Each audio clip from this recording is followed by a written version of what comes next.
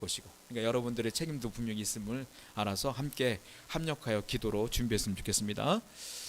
이제 하나님 말씀 같이 보겠습니다. 오늘 말씀은 두 군데를 보려고 하는데, 마가복음 11장 12절부터 14절, 13장 28절부터 37절, 이렇게 두 군데를 볼게요.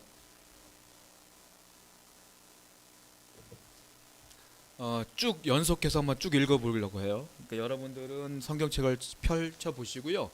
앞에 그 성경 구절에 나오니까 한번 쭉 한번 읽어볼게요. 제가 먼저 12절 읽고 여러분들 그 다음 절 있는 식으로 쭉 한번 읽어보겠습니다. 이튿날 그들이 베다니에서 나왔을 때에 예수께서 시장하신지라 멀리서 잎사귀 있는 한 무화과 나무를 보시고 혹 그 나무에 무엇이 있을까 하여 가셨더니 가서 보신즉 잎사귀 외에 아무것도 없더라. 이는 무화과의 때가 아님이라. 예수께서 나무에게 말씀하여 이르되 이제부터 영원토록 사람이 내게서 열매를 따먹지 못하리라 하시니 제자들이 이를 듣더라. 무화과 나무의 비유를 배우라. 그 가지가 연하여지고 잎사귀를 내면 여름이 가까운 줄 아나니 이와 같이 너희가 이런 일이 일어나는 것을 보거든 인자가 가까이 곧 문 앞에 이른 줄을 알라. 내가 진실로 너에게 말하노니 이 세대가 지나가기 전에 이 일이 다 일어나리라. 천지는 없어지겠으나 내 말은 없어지지 아니하리라. 그러나 그날과 그때는 아무도 모르나니 하늘에 있는 천사들도 아들도 모르고 아버지만 아시느니라. 주의하라, 깨어있으라. 그때가 언제인지 알지 못함이라.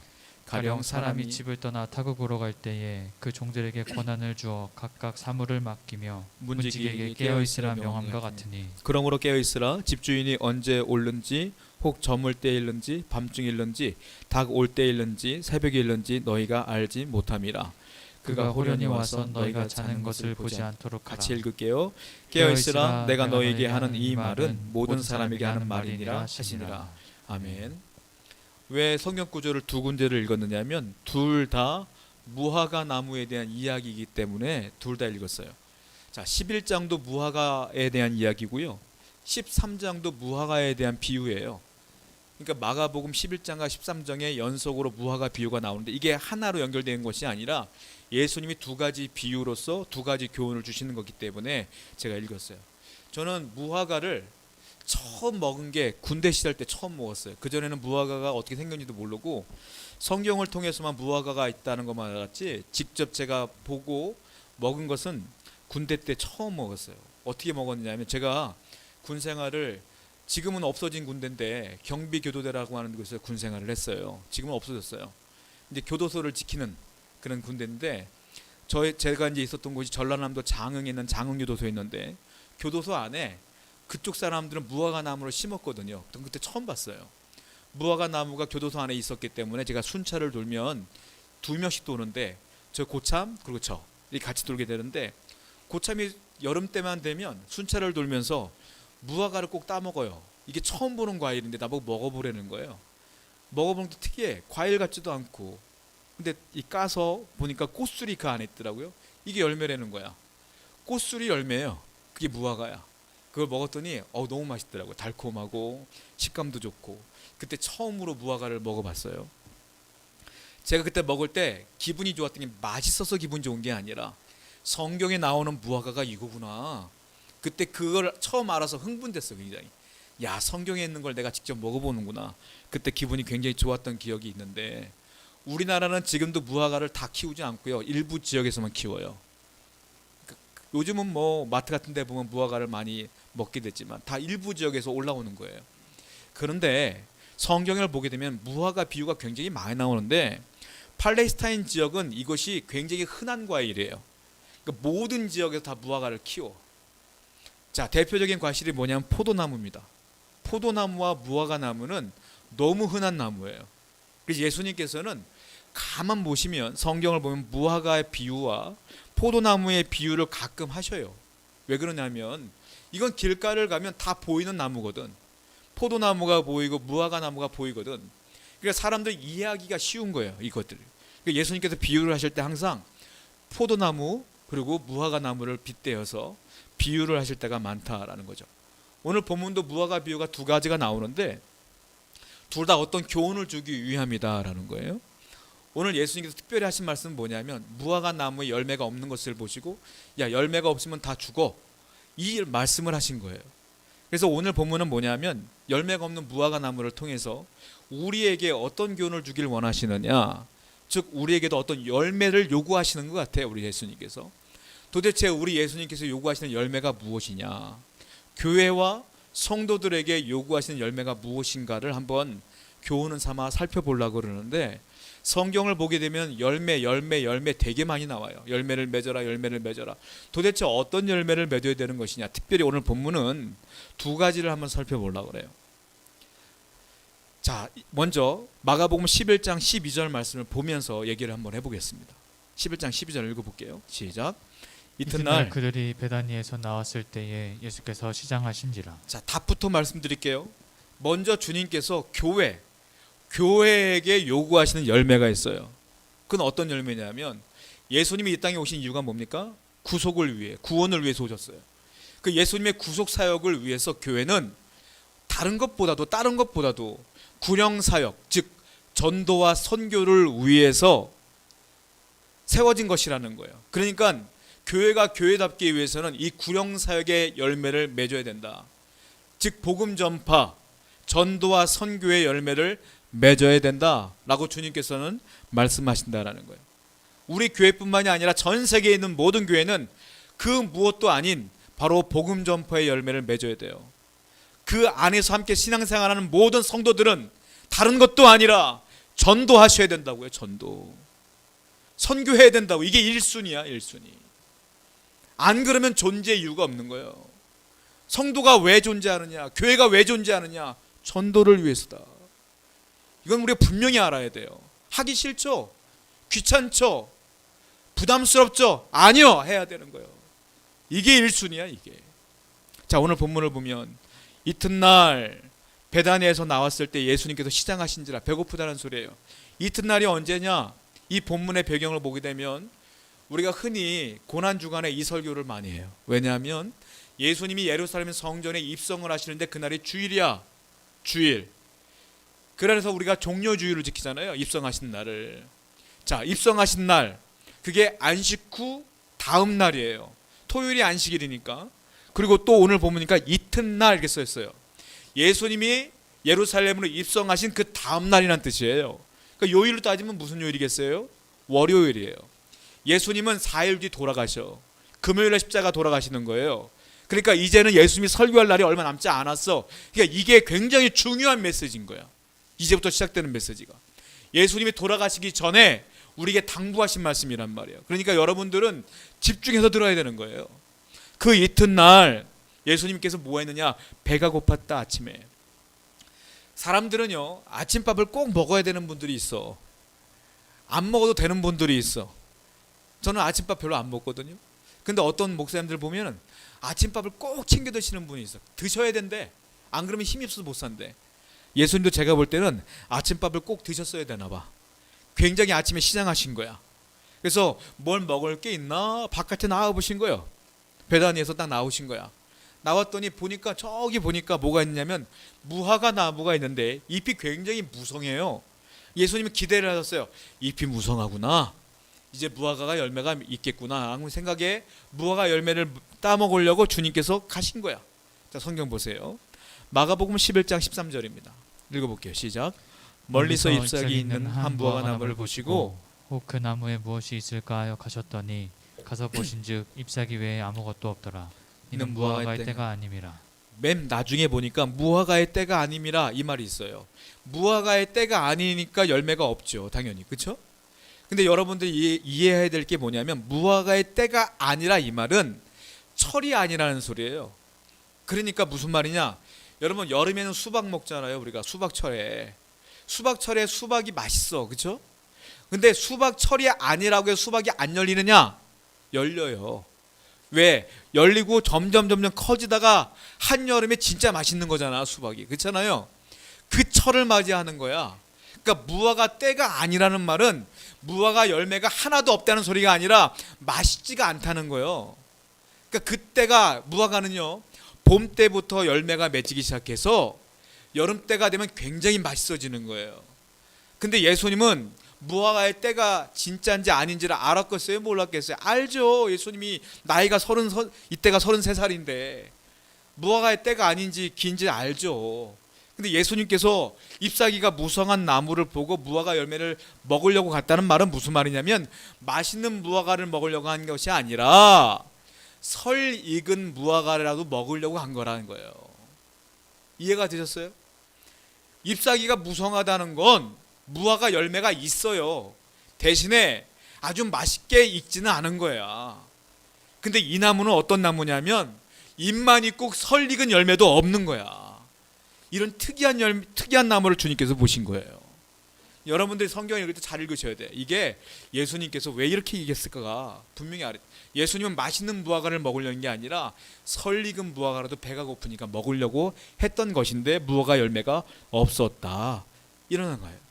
그런데 없구나 하고 넘어가면 되는데 예수님이 여기서 이상한 말씀을 하신다는 거죠.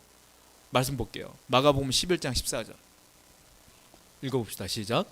예수께서 나무에게 말씀하여 이르시되 이제부터 영원토록 사람이 내게서 열매를 따먹지 못하리라 하시니 제자들이 이를 듣더라. 아니 예수님께서 갑자기요 성격이 나쁜 사람처럼 행동을 해. 무화과 나무가 열매가 있는 것도 있고 없는 것도 있을 수 있지.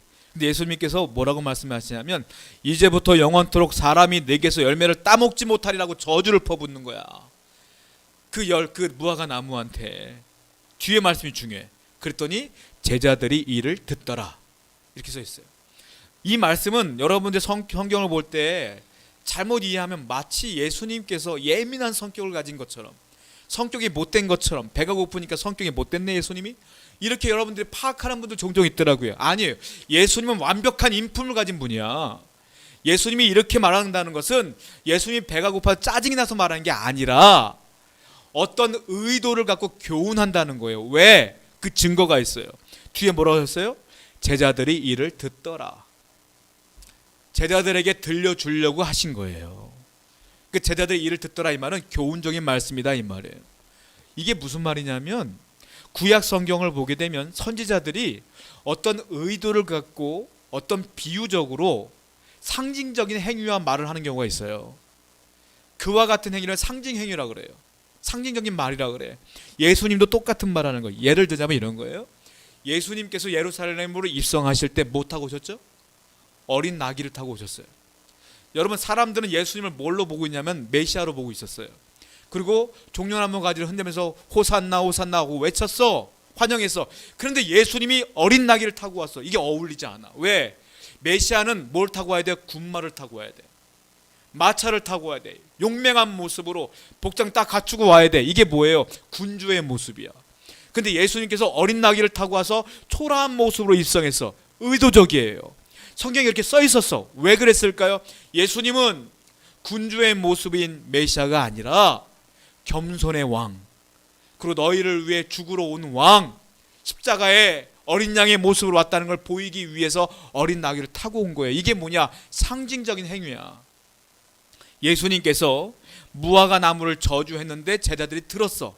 이 말은 뭐냐면 예수님이 성격이 나쁜 게 아니라 예수님이 이 나무를 통하여 어떤 교훈을 주기 위함이다 라는 거예요. 그러면 예수님이 왜 이런 교훈을 했느냐, 이런 말씀을 했느냐, 도대체 원하시는 예수님께서 하고 싶은 말씀이 무엇이냐, 이게 문제죠. 아까 말씀드린 것처럼 이스라엘은 무화과 나무와 포도나무가 굉장히 흔한 나무입니다.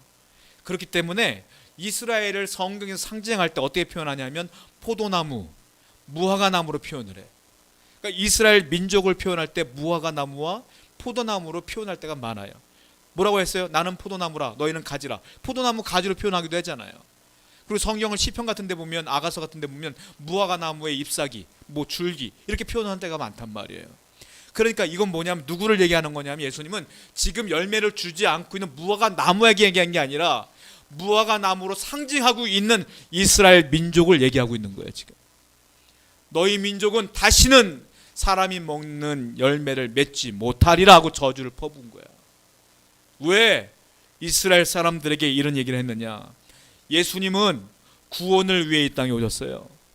구속사역을 위해 이 땅에 오셨어요. 구령사역을 했어. 복음을 전파했어. 하나님 나라 확장을 위해서 애를 썼어. 복음을 전파했어. 이제 이 날이 월요일이니까 금요일이면 돌아가셔요. 예수님은 그런데 지금까지도 예수님 복음을 3년 동안 증거했음에도 불구하고 이스라엘 사람들은, 바리새인들은, 그리고 서기관들은, 제사장들은 예수님을 죽이려고만 해. 그러니까 구령 사역에 아무 도움이 안 되는 민족이야. 복음 사역에, 구원 사역에 이들은 아무 도움이 안 되고 오히려 이 구원 사역을 막고 있는 거야 지금. 도움이 돼야 되는데 말로는 그들은 신앙인이야. 하나님 사랑한대, 예배도 드려, 말씀도 딸딸딸딸 외워, 율법도 지켜, 11조도 드려. 그런데 복음 사역에는 아무 유익하지가 않은 거예요. 주님 보실 때 말로만 신앙인이야. 그러니까 뭐라고 하는 거예요? 너에게는 내가 열매를 찾을 수가 없다. 복음의 열매를 찾을 수가 없다. 전도의 열매를 찾을 수가 없다. 너희들이 전도하는 그 전도는 진짜 전도가 아니고 죽이는 전도 아니냐. 그러니까 너희들은 사람이 따먹는 열매를 맺을 수가 없을 거야 라고 예수님께서 그 무화과를 통해서 이스라엘 전체에게 얘기한 것이다. 또 성경을 봐요. 마가복음 11장 20절 읽어봅니다. 시작. 그들이 아침에 지나갈 때에 무화과 나무가 뿌리째 마른 것을 보시고. 그 다음날 예수님이 저주한 다음에 아침에 보니까 무화과 나무가 진짜 뿌리째 말랐어요. 죽어버린 거야. 죽었기 때문에 그 무화과는 다시는 열매를 맺지 못해요. 여러분, 실질적으로요, 이스라엘 민족 자체가 AD 70년경에 예루살렘이 로마 군에 의해서 완전히 멸망당합니다. 예루살렘 성전이 돌 위에 돌 남지 않고 다 무너져 버렸어.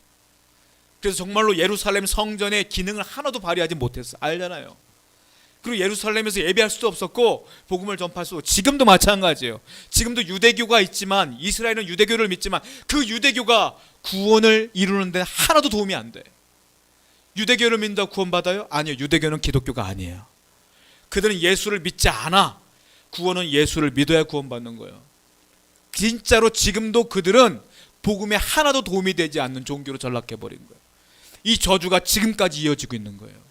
오히려 그들은 복음을 듣고 구원받을 대상이 된 거지, 그들이 주도적으로 복음을 증거할 수 있는 상황가 안 된다 이거죠. 여러분, 이 말씀은 유대인들 뿐만이 아니라 이스라엘 뿐만이 아니라 오늘날 모든 교회에도 똑같이 적용되는 겁니다. 우리 세우는 교회도 똑같이 적용되는 거예요. 교회는 모름지기 뭐 때문에 세워진 겁니까? 무엇 때문에 세워진 겁니까? 복음을 위해 세워진 거예요. 이 교회에 나와서 믿는 사람들이 많아져야 교회의 존재 이유가 있는 거예요. 성도들은 왜 교회에서 예배드려요? 축복받으려고? 이 땅에서 잘 먹고 잘 살라고? 건강하게 살라고? 하는 일마다 복 받으려고? 아니요. 우리가 이 땅에 오고 이 교회에 와서 예배드리는 이유는 우리가 먼저 구원을 받고 구원받지 못하는 불쌍한 영혼들에게 복음을 전하기 위해서 온 거예요. 우리는. 그래서 교회와 성도는 가장 먼저 중요한 게 뭐예요? 구령사역이에요. 복음을 전파하는데 전심전력해야 된다. 전도하고 선교해야지. 우리가 거기에 목숨을 걸어야 되는 거예요. 근데 우리 교회 생각해 보자고요. 과연 여러분들이 복음 전파를 위해 얼마나 애를 썼으며, 얼마나 전도했으며, 얼마나 믿지 않는 사람들을 위해 기도했으며 그들에게 전도했냐 이거예요. 오늘날 예수님이 똑같이 우리를 만났으면 똑같이 얘기했을 거예요. 야, 잎사귀가 무성하구나. 무슨 열매가 있을까? 찾아왔어. 근데 우리가 들을 열매가 없으면 주님이 우리에게 저주하시면 어떡할 거냐는 거지. 우리도 뿌리채 말라 죽을 수밖에 없는 거 아니겠어요? 실제로 예수님께서 이렇게 요구한다는 건 황송하기 그지없는 거예요. 마치 예수님께서 오늘날 많은 교회들, 우리 교회들 똑같이 요구를 하셔요. 예수님이 야 와서 야 찬밥이나 있냐? 설익은 열매라도 다오 말했을 때 이 질문 자체가 황송한 거 아니에요? 그 예수님이 찬밥 달라고 했을 때 우리가 찬밥 줍니까? 아니죠. 예수님이 나의 구원자인데, 교회의 머리 되시는데, 교회의 몸이신데, 교회의 주인이신데 그분이 찬밥 달란다고 찬밥 줘요? 아니에요. 우리가 전 재산을 투여하더라도 그분을 좋은 식당으로 모셨다가 좋은 것 드려야 되는 거 아니겠습니까? 그게 인지상정이잖아요. 예수님은 오늘날 수많은 교회 찾아가서 설익은 무화과 나무로 달라고 하고 계시다는 거야. 그런데 우리가 설익은 열매를 주지도 못해. 뭐라고 핑계대요? 제가요 이제 교회 다닌 지 얼마 되지 않아서요, 제가 조금 더 지난 다음에 드릴게요. 제가요 가난합니다. 아직 물질이 풍요롭지 못해요. 돈을 이만큼 번 다음에 이만큼 드릴게요. 이런 핑계 대고 있는 건 아니에요, 여러분. 주님께서 요구하시는 건 그게 아니야. 지금이지. 야, 완벽한 거 원하는 게 아니라 설익은 열매로 다오. 이거 요구하시는 거 아니에요? 여러분 설익은 열매라도 못 드리는 사람은요, 내가 잘 되잖아요, 드릴 것 같아요. 천만의 말씀. 설익은 열매라도 못 드리는 사람은 잘 읽어도 안 드리는 거예요. 주님께서 요구하시는 건 그래서 뭡니까? 설익은 거라도 내놔라 이거예요. 그때 주님께 드릴 수 있는 사람은 잘 읽어도 드릴 수 있어요. 주님께 드릴 수 있는 건 내 마음을 드리고 전도를 위해 애쓰고 신앙생활 열심히 하고 헌신하고 봉사하는 건 있어서 하는 게 아니라 지금도 할 수 있는 거예요. 지금도 해야만 하는 것이고, 주님께서 오늘날 수많은 교회에 그것을 요구하시는 거 아니겠습니까? 여러분 사업을 하시는 분들은 아실 거예요. 내가 사업장을 운영하고 내가 넓혀갔는데 여기는 잘 되는데 저기가 안 돼. 그럼 어떻게 해요? 차라리 그걸 폐쇄하는 게 이익이야. 남겨놓으면 손해야. 그렇지 않아요? 프랜차이즈도 마찬가지예요. 프랜차이즈 할 때 이쪽 지역은 잘 되는데 저쪽 지역은 비싼 돈 주고 만들어놨더니 안 돼. 안 되면 어떻게 해? 유지하기가 버거우니까 폐쇄하는 게 맞지 않습니까? 예수님도 마찬가지요. 제가 죄송하지만 사업자 마인드로 말씀드린 거 죄송하지만 이게 당연한 거야. 예수님이 이 땅에 수많은 교회를 세웠는데, 복음을 위해 세웠는데, 전도를 위해 세웠는데, 전도를 위해서는 아무것도 하지 않고 헌신하지 않고 자기들 잘 먹고 잘 사는 데만 혈안이 되어 있다면 그 교회에 주님의 축복을 주겠느냐 이거죠. 안 주죠. 주의 복음을 위해 애쓰는 교회와 성도들에게, 그 구령의 열매를 위해 애쓰는 사람들에게 복을 주지 않겠습니까? 사랑하는 성도 여러분, 우리 교회가 이와 같이 가장 중요한 열매를 맺기 위해서 애를 쓰는 성도와 교회가 될 줄 믿습니다. 그래야 하나님의 복음의 열매가 맺혀지고 이 빈 공간들이 채워지는 거 아니겠어요? 우리가 이제 교회 이전을 준비하는데 우리가 마음을 다시 새롭게 하고 교회 이전을 하면 더욱더 열심히 복음을 위해 애썼으면 좋겠어요. 정말 그 교회를 채워나가는데 최선을 다하는 우리 교회와 성도가 되기를 축원드립니다. 이게 오늘 이 본문을 통해서 주님께서 요구하시는 첫 번째 열매예요. 이 구령의 열매를 맺어야 된다. 두 번째로는 성도들에게 요구해요.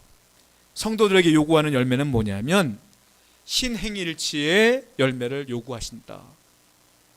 믿음만을 요구하지 않아요. 행동만도 요구하지 않아. 믿음과 행동을 동시에 요구하셔요. 그게 성도가 이 땅을 살아가는데 우리가 맺어야 될, 무화과 나무에 있어야 될 열매들이다라는 거죠. 자, 마가복음 13장 28절 한번 읽어볼게요. 시작. 무화과 나무의 비유를 배우라. 그 가지가 연하여지고 잎사귀를 내면 여름이 가까운 줄 아나니. 여러분 마가복음 13장을 나중에 1절부터 쭉 한번 읽어보시면 어떤 내용이냐면, 1절부터 어떤 내용이냐면 이제 말세의 징조들이 나타날 것이다 라는 얘기예요. 말세의 징조들이 나타나는데 지진이 일어나고 전쟁이 일어나고 가뭄이 있고 홍수가 있고 이단들이 득세하고 그리고 성도들의 핍박을 받고 교회가 핍박을 받을 것이다 하고 말세의 징조들을 쭉 얘기하시는 거야. 이제 예수님이 마지막 유언과 같은 말씀드린 거죠. 이제 이때가 올 것이다 라고 말세에 대한 얘기를 쭉 하면서 오늘 13장의 이 비유가 뭐냐, 무화과 비유로서 그 말씀을 요약하며 결론을 내는 거예요. 그러니까 말세의 징조의 결론이 뭐냐, 무화과 나무의 비유다 이렇게 보시면 돼요. 그러니까 지금 이 무화과의 비유는 뭐냐면 앞으로 말세가 있을 것인데 너희들은 이렇게 살아 라고 신앙적인 자세, 태도, 그 부분을 얘기하는 것인데, 보세요. 무화과 나무의 비유를 배우라. 그 가지가 연하여지고 잎사귀를 내면 여름이 가까운 줄 아나니. 무화과 나무는 낙엽수의 일종이에요. 그러다 보니까 이게 여름이 되면 이 나뭇잎이 풍성해지면서 연해져. 그럼 사람들이 지나가다가 여름이 다가왔구나 라고 인지한다는 거예요. 그러니까 그 잎사귀를 보고 여름이 왔구나, 봄이 왔구나 다 알 수가 있어. 여러분도 그렇잖아요. 우리가 딱 봄이 되면 산들의 나뭇잎들이 연해지잖아요. 그럼 봄이 됐구나, 그게 짙어지면 여름이구나 이제 우리가 알잖아요. 그런 것처럼 나뭇잎을 통해서 우리가 그 사계절을 알 수 있다라고 주님께서 말씀하시는 거예요. 그러면서 또 자, 마가복음 13장 29절 보세요. 다음 절이에요. 읽읍시다. 시작. 이와 같이 너희가 이런 일이 일어나는 것을 보거든 인자가 가까이 곧 문 앞에 이른 줄 알라. 자, 이와 같이 나뭇잎을 통해 계절을 알 수 있는 것처럼 너희가 이런 일을 일어나는 것을 보거든. 이런 일은 아까 제가 말씀드린 것처럼 마가복음 13장 1절부터 시작된 그 말세의 징조들, 그 징조들이 일어나는 걸 너희들이 보거든 인자가 가까이 곧 문 앞에 이른 줄을 알라. 즉 말세가 왔다, 재림날이 왔다, 재림때가 왔다는 것을 알아야 된다라고 말씀하시는 거예요. 그러니까 그 징조들이 뭐예요? 아까 말씀드린 것처럼 곳곳에 지진이 일어날 것이며 화산이 폭발할 것이며 자연재해가 일어날 것이며 폭풍이 일어날 것이며 가뭄이 있을 것이며 오늘날 일어나는 일들 다 벌어져. 그리고 이단들이 많아져. 이단들이 많아질 것이고 전쟁이 일어날 것이며 교회가 핍박을 받을 것이며 오늘날 교회가 얼마나 핍박을 받습니까? 그런 일이 벌어지면 재림 때가 왔구나 라고 알라는 거예요. 그 오늘날 말세네, 그렇죠? 주님이 오실 날 얼마 안 남았네, 그렇잖아요. 그 말세다 이렇게 생각하라는 거예요. 큰일 났네요. 자, 근데 뒤에 말씀 좀 이상한 말씀들이 벌어져요. 마가복음 13장 22절 읽어봅시다. 시작. 그러나 그날과 그때는 아무도 모르나니 하늘에 있는 천사들도 아들도 모르고 아버지만 아시느니라. 자, 이게 말씀이 이상한 거예요. 왜네? 아까는 분명히 이러한 징조들이 나타나면 재림 때가 왔다, 말세가 왔다라고 너희들이 알 것이라 그랬잖아요. 그런데 지금 32절을 보니까 그러나 그날과 그때는 아무도 모른다, 또 이렇게 얘기해요.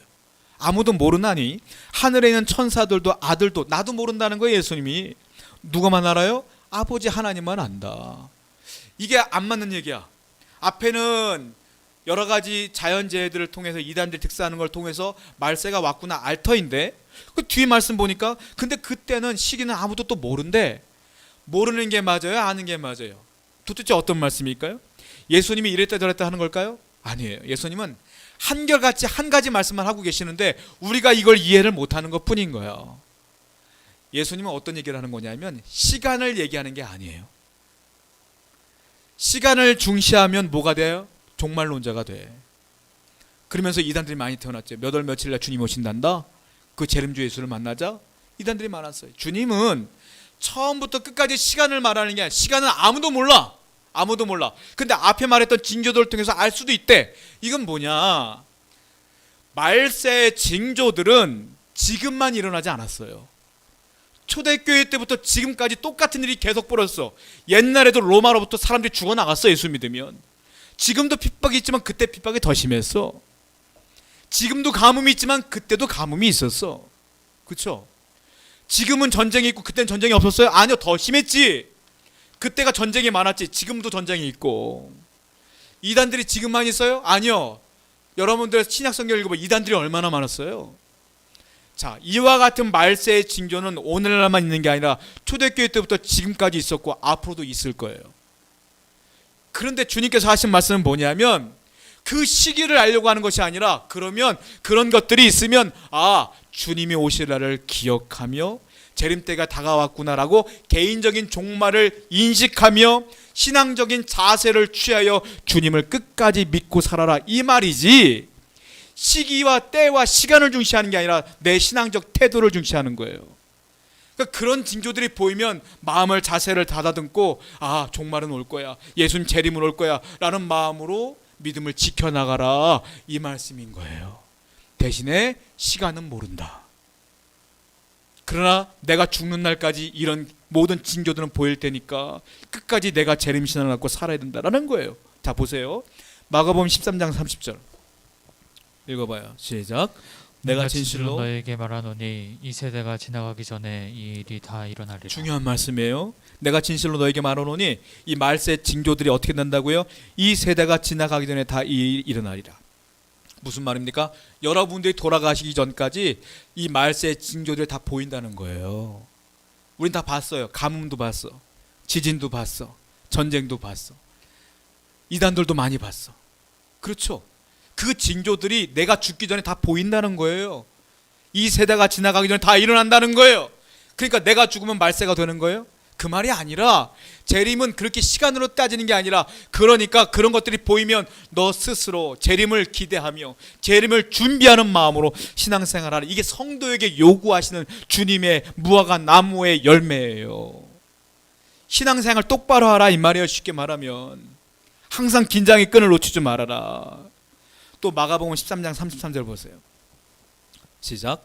주의하라, 깨어있으라. 그때가 언제인지 알지 못합니다. 그러니까 뭐예요? 주의하라, 깨어있으라. 그때는 나도 몰라, 너도 몰라. 때는 모르지만 주의하고 깨어있어라. 정신 차려라. 재림신앙을 갖고 끝까지 하나님 붙들어라. 이게 주님께서 요구하시는 종말론, 종말신앙인 거예요. 시간은 몰라. 그러나 언제나 종말이 올 수 있음을 기억하며 재림이 있을 걸 기대하며 그렇게 신앙생활을 해야 된다는 거예요. 또 보세요. 이어서 계속 말씀하세요. 마가복음 13장 34절 시작. 가령 사람이 집을 떠나 타국으로 갈 때에 그 종들에게 권한을 주어 각각 사물을 맡기며 문지기에게 깨어있으라 명함과 같으니. 주님이 징조가 보이니까 깨어있으라 그랬잖아요. 그러면서 뭐라고 말씀하시냐면 또 비유를 드시는 거예요. 주인이 있는데 종들을 놔두고 종들에게 집을 맡기고 타국으로 떠났다. 무슨 말이냐? 예수님이 너희들에게 사명을 맡기고 하늘 아래 승천했다 이 말이에요. 내가 승천했다. 너희들에게 사명을 맡겼다. 이 비유로 말씀하시는데 뭐라고 말합니까? 그 종들에게 권한을 줬다. 이 집을 지킬 만한 권한을 줬다 이거예요. 권한을 줬다. 각각 뭘 맡겼어요? 사물을 맡겼다. 일을 줬다. 그러면서 문지기에게 하신 말씀이 있어요. 깨어 있어라. 그리고 올라가셨다는 거예요. 주님께서. 깨어 있으라. 깨어 있으라가 뭐예요? 아까 말씀드린 것처럼 징조가 보이면 깨어 있으라. 즉 영적으로 깨어 있어라. 우리는 재림날을 기다리며 영적으로 깨어 있어야 돼. 항상 기도하고 항상 말씀 가운데 거하며 항상 예배하며 어떤 일이 있어도 전도하며 하나님의 영광을 위해 살며 충성하며 봉사하며 깨어 있어야 돼. 영적으로 깨어 있어야 돼. 그런데 그냥 깨어 있는 게 아니에요. 뭘 줬어요? 각각 사물을 맡겼어. 무슨 말이에요? 일거리 줬다는 거예요. 우리가 해야 될 일이 이 땅에 있다는 거예요. 그래서 여러분들 주의 나라를 위해서 교회를 위해서 뭘 해야 돼요? 충성하고 봉사하고 헌신하고 전도하고 이것이 우리의 사명이라는 거야. 주님은 두 가지를 준 거야. 재림신앙을 줬고 하나는 사명을 줬어. 그러니까 사람은 성도는 어떤 열매를 맺어야 돼요? 믿음의 열매 그리고 헌신의 열매 두 가지를 맺어야 된다라고 주님께서는 말씀하시는 거예요. 어떤 사람들은 그렇게 얘기를 해요. 내가 예수 그리스도를 믿으니까 대충 살면 돼. 내가 예수를 믿으니까 뭐 잘못하면 회개하면 되지 뭐 까짓것. 회개했어. 또 잘못했어. 뭐 회개하면 되지 뭐. 구원받는 건 변함이 없으니까. 또 잘못해. 또 회개하지 뭐. 그리고 내 맘대로 살면서 믿음만은 갖고 있대. 나 예수 믿으니까 구원은 받아. 뭐. 그 내 맘대로 살아 막. 이게 올바른 신앙이냐? 아니요. 주님은 믿음만 주지 않았어. 두 가지를 줬어. 깨어있으라. 사물을 맡겼어. 사물은 뭐냐? 신행이일치의 삶이요. 내가 예수를 믿었으면 말씀을 읽었으면 말씀대로 살아야지. 그 두 가지를 줬는데 왜 말씀대로는 안 살고 편한 거 믿음만 갖고 구원받았다는 것만 얘기해. 왜? 주님은 두 가지를 줬어요. 믿음을 줬어요. 행함이 없는 믿음은 죽은 믿음이라고 야고보가 얘기했어. 우린 말씀대로 살아야 돼. 또 반대로 행함만 가져요? 선한 일만 해? 그거를 구원받을 수 있어요? 안 돼요. 여러분들이 도대체 얼마나 선하길래 선함으로 구원받을 수 있겠습니까? 그것도 안 돼. 우리는 두 가지 열매를 동시에 맺어야 돼. 믿음과 행함이에요. 그것이 신행일체의 삶이다 아니겠습니까? 여러분 제가 예전에 리더스 다이제스트라는 그 잡지를 읽은 적이 있는데 그걸 보니까 회사들이 그 회사 직원의 컴퓨터에 앱을 다 깔았대요. 프로그램을 깔아놨대. 몇몇 회사들이 그렇게 깔아놨대요. 뭐 다 그런 건 아니고. 왜 그러냐면 회사 사람들 보니까 직장에 나와서 맨날 컴퓨터로 일을 하는데 인터넷으로 일을 하는데 맨날 자기 이메일 확인하고 인터넷 검색하고 심지어 인터넷으로 게임하고 막 이러더라는 거야. 그러니까 회사 입장에 기분이 나쁘니까 몰래 앱을 깔아놓고 프로그램을 깔아놨대요. 도대체 얘가 어디에 접속하는지 알아보려고. 그런 회사가 있다고 하더라고요. 또 어떤 사람은 영업을 하게 되면 자동차로 키로수가 영업하는 사람들은 굉장히 많이 타요. 차를. 뭐 1년이면 뭐 5만 타는 분들도 있고 막 그래.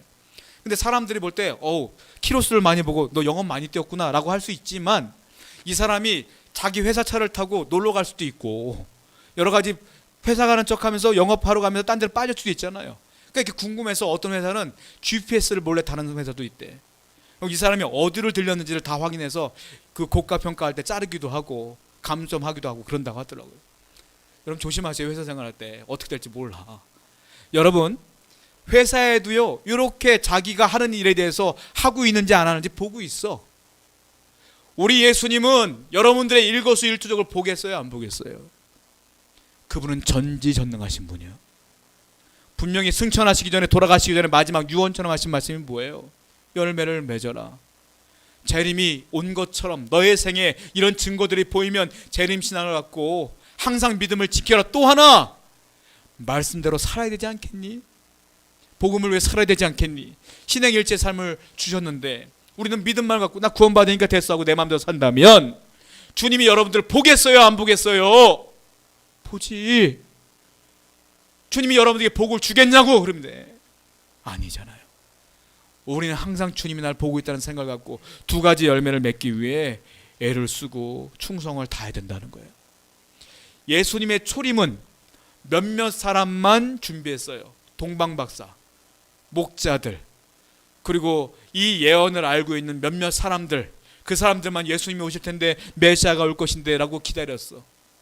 재림은 몇 명만 기다리는 게 아니에요.